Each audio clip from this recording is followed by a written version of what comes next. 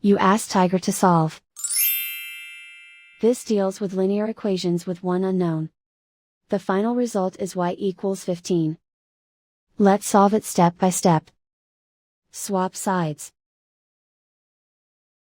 Group all constants on the right side of the equation. Add 5 to both sides. Simplify the arithmetic.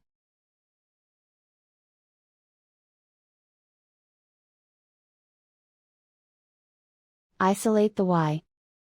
Divide both sides by 2. Simplify the fraction.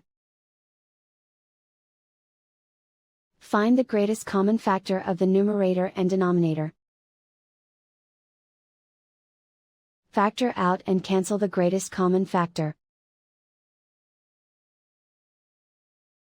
And so the final result is y equals 15.